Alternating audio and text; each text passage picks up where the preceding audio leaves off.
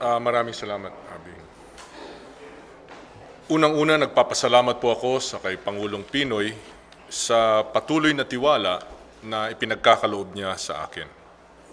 Gagawin ko ang lahat upang hindi mabigo ang Pangulo at ang sambayanan sa tiwalang ito. Napakalaki, napakalawak, napakaselan at mabigat ang responsibilidad ng pagiging DILG. More than this, I have big shoes or big chinelas to fill. Hindi po ako si Jesse Robredo. Kumpara sa kanya, marami po akong mga kakulangan.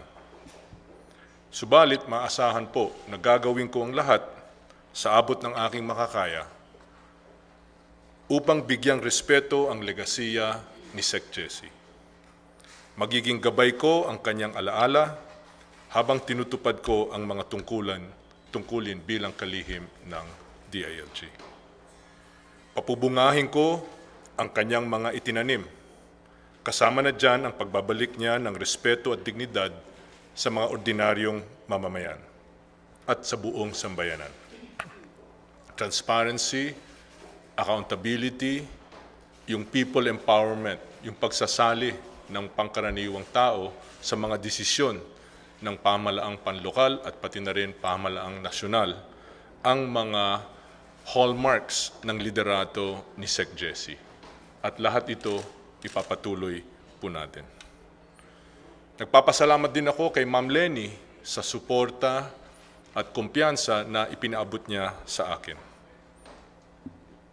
Makakaasa po siya at ang kanyang pamilya na hindi mababaliwala ang mga itinanim ni Sec Jesse sa kanyang trabaho sa pagiging DILG. Nagpapasalamat din po ako sa DOTC family sa lahat ng kanilang trabaho na ipinakita nitong nakaraang higit sa 1 year at masasabi ko po kay incoming Secretary June Abaya na merong mahusay na team dyan sa DOTC na gagawin ang kanilang trabaho patuloy para maging mas magaan ang kanyang pagpasok sa ahensyang ito. Muli, nagpapasalamat po ako sa tiwala ng Pangulo. I continue to serve at His pleasure. Habang tinitimon ng Pangulo ang barko ng bansa, karangalan ko po na makisagwan sa kanya sa pagtulong sa kanyang agenda. Maraming salamat, magandang hapon.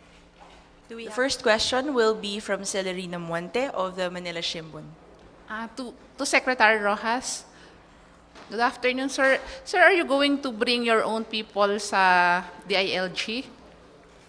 Ayon sa Pangulo, binibigyan niya ako ng laya para dalhin or bumuo ng team sa DILG at ganun din ang pagpili ng mga mamumuno sa ahensya na pumapaloob sa DILG. So yun ang utos niya sa akin at yun din ang ating gagawin. Sir, with due respect, how do you think your appointment sa DILG would boost your bid in 2016? I don't give it much thought. I know I can only succeed, and I told this to the President, I will only be successful and I can only succeed whether at DOTC or now in DILG if all thoughts of 2016 or any other electoral position was removed from my mind. And that's what I intend to do.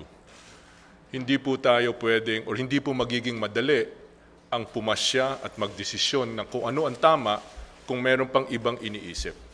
So, maasahan po ng ating mga kababayan, maasahan po ni Ma'am Leni, ng kanyang pamilya, ng mga supporters ni Sec Jesse, na ang patakaran na yon, kung gagawin lang kung ano ang tama, kung anong nararapat, ang siyang mangyayari sa pamumuno ko sa DILG. Thank you. The next question from Mimi Gonzalez of Business World. To Secretary Rojas and Secretary Abaya. Sir, what do you plan to prioritize? What would be the immediate priorities and what do you plan to focus on?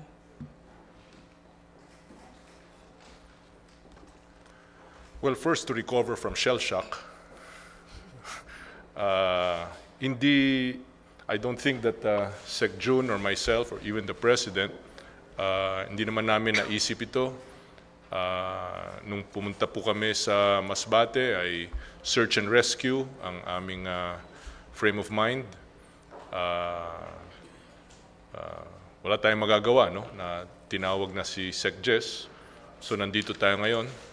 At masasabi ko lang na ang Pangulo bilang kapitan, bilang timon ng ating pambansang barko ay tungkulin po ng bawat mamamayang Pilipino na tumulong sa pagbugsay, sa pagsagwan, no? Para maiparating natin yung barko natin sa maayos na kalagayan. So handa naman po ako, I'm sure handa rin si Kong Jun na tumulong sa kahit anong paraan.